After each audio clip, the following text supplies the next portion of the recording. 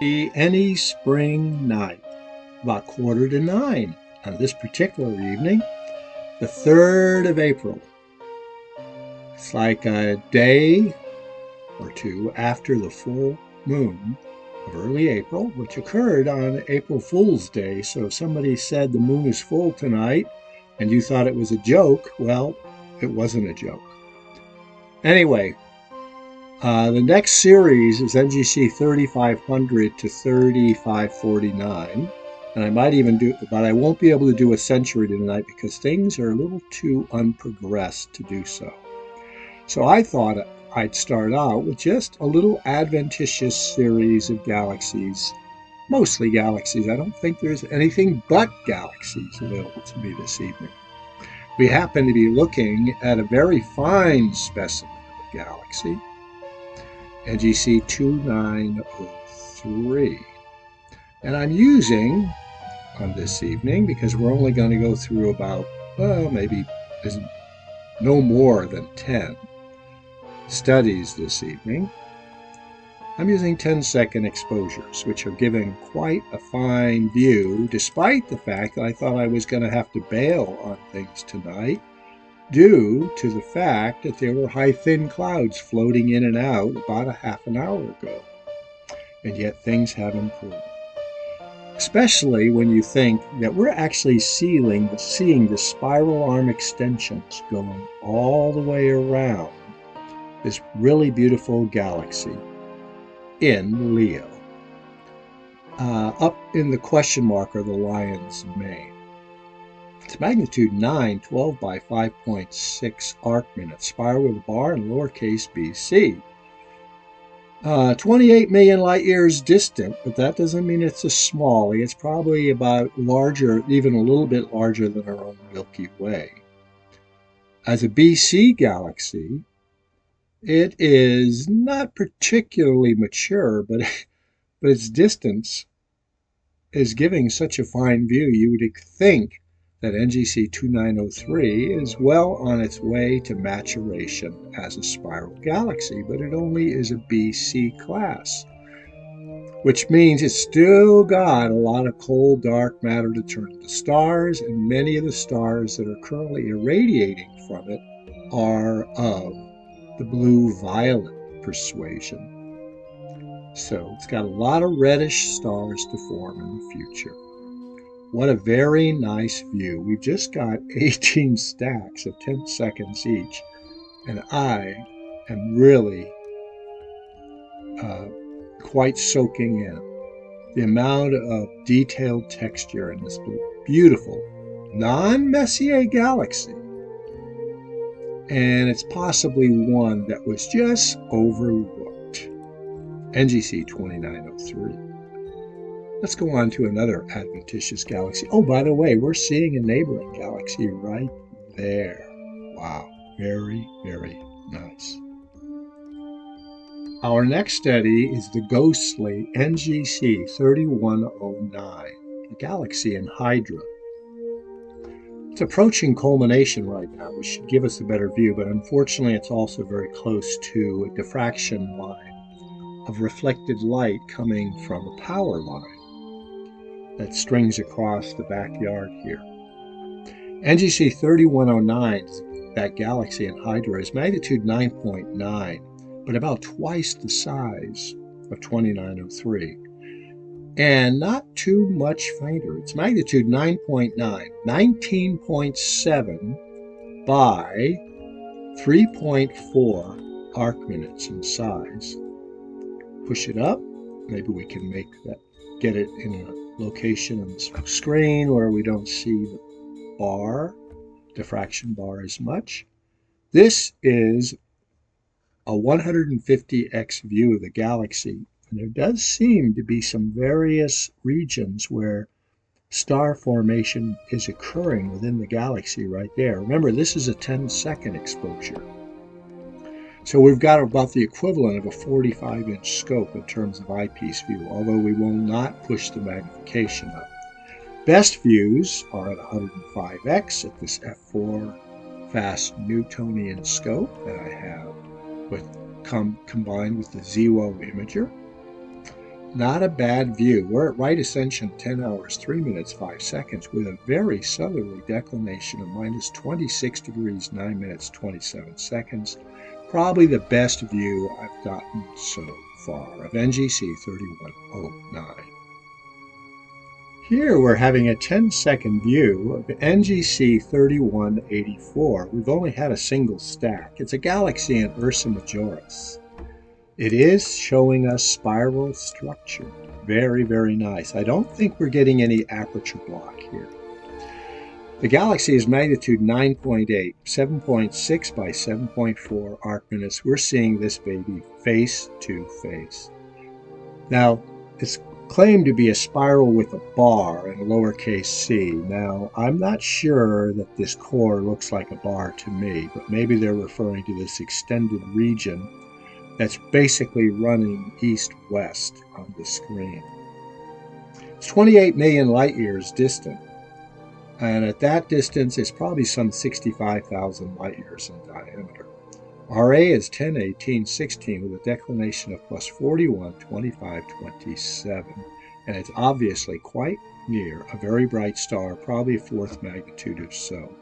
This is an example, NGC 3184 is an example of a galaxy you could turn up in the field by first locating the star, visible star in a constellation, in this case Ursa Majoris, and then, this case, we're looking east of this bright star. Now, you can find the name of the star perhaps by going to adventuresindeepspace.com, where there's lots of really useful information both for identifying galaxies and determining where they are in relationships to other galaxies. This would be an easy picker. There's not many sub-10th magnitude galaxies located near bright stars, but go consult with Steve Gottlieb to find out about this one. We're at RA 10, 18, 16 with a declination of plus 41, 25, 27, and we've had our 12th stack. Here we picked out another very fine example of a galaxy. This one's a little fainter than magnitude 10. It's at 10.3. NGC 3198. It's a galaxy in Ursa Majoris. It's 8.1 by 3 arc minutes, which means roughly a 3-to-1 aspect ratio. Boy, we just popped another stack, and it is starting to bring out some pretty serious texture in NGC 3198. We'll go to our optimal magnification of 105x. This galaxy is a spiral with a bar and a lowercase c. So when they start getting down to the C and the CD region, then you start noticing they don't have much for cores. 39 million light years distant puts this at about 90,000 light years, maybe 100,000 light years in diameter, very similar to our own Milky Way. Its right ascension is 10 hours, 19 minutes, 54 seconds with a declination of plus 45 degrees, 33 minutes. It's a little above the most northerly studies I would normally turn up. I usually cut off at 45 degrees and hope when I do so, get a galaxy at 45 degrees or any study that we're not going to get reflected light from a roof tree, nor are we going to block part of the aperture. Looking at the stars, they look pretty round, so we're probably not aperture blocking on NGC 3198. Okay, what we're seeing in this field here, besides possibly some faint galaxies in the region, is a very, very bright disk of light. The disk of light is actually NGC 3242. It's a planetary nebula in Hydra. Now, planetary nebula, you really have to spend some time with the settings of exposure time, etc., to be able to get a decent view of them. The human eye is much better able to handle a wide range of luminosities and see detail. Unfortunately, an imaging system does not. So what I'm going to have to do is go down to a very short exposure time to see if we can make out much in terms of the texture of NGC 3242. Okay, here's an initial 0.2 second exposure of NGC 3242. Starting to see a little bit of texture in the planetary nebula. We see some bright regions which probably correspond to the polar regions here, and then we're seeing a greenish haze around it. We're still not seeing the magnitude 12.3 central star. Give me another opportunity to change the exposure time. What we're seeing here is a 300x view at 0.05 seconds of NGC 3242. Sorry, folks, planetary nebulas, with a few exceptions of very large ones, do not reveal themselves particularly well when you're imaging. Okay, back to 10-second exposure time for a galaxy, kind of diaphanous, bleeding off into space. The galaxy is NGC 3344 in Leo Minor. It's magnitude 9.9, 7.1 by 6.8. We're starting to see some of the dark bars within it. It's a spiral with a bar in lowercase bc and an annularity. 23 million light years distant, puts it probably somewhere around 50,000 light years in diameter. RA is 1043.31 with a declination of plus 24 degrees, 55 minutes, and 20 seconds. I'm going to pause and let it get a few more stacks before revealing more of it. Okay, here's a 6-stack view of NGC 3344, galaxy in Leo Minor. I thought I'd give you one last view of NGC 3344 after 9 stacks. Okay, here's our first view of NGC 3377, that edgy on galaxy there, but I think I'm going to go ahead and frame these both up. I'm not sure what this other galaxy is, and there's an even fainter one here. So, this is a nice series of 3 galaxies near a bright star. I'm going to push it out of the field. NGC 3377, galaxy in Leo, magnitude 10.4, 4.3 by 2.6 arc-minute elliptical. So it's going to be very bright, and it's going to have an extended core region. As an elliptical galaxy, it's very mature, lots of red stars, fewer bright ultraviolet radiating blue-violet stars, which are the ones that kick off the process of star formation, but later burn out relatively quickly and become things like the Veil Nebula in Cygnus. Galaxy's 30 million light years distant, maybe 40,000 light years in diameter. RA is 1047.42 with a declination of plus 1359.07. Okay, here's 9 stacks of this trinity of galaxies. Oh, some nice spiralicity in that one. We'll have to identify it in adventuresindeepspace.com. Now we're going to take in a few Messiers, and I'm not going to run more than 15 minutes because I want to publish this in high definition rather than standard YouTube definition. Our initial view of Messier 95, a galaxy in Leo, magnitude 9.7. 7.3 by 4.4 arc minutes. We should start to see some texture with more stacks. 38 million light years distant puts it at about 75 to 80,000 light years in diameter.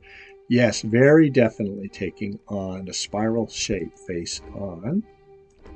I'm going to pause for a second and then allow it to generate a few more stacks. Okay, we've now had 6 10-second stacks at 60 seconds total time, and now we're starting to make out the hinterlands of Messier 95.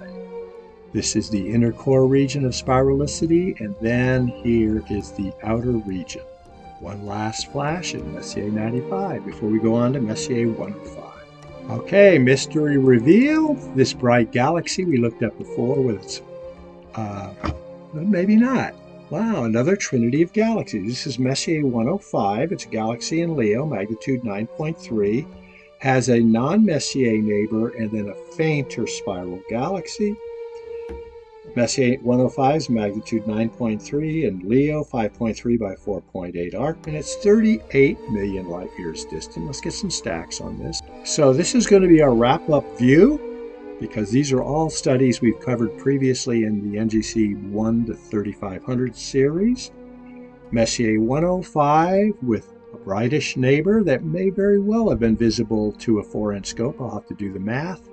And this one's certainly fainter, but they are all quite exquisite as a triplicity of galaxies. We're now 14 minutes and 55 seconds into this video, and with that I'm going to say carpe noctem.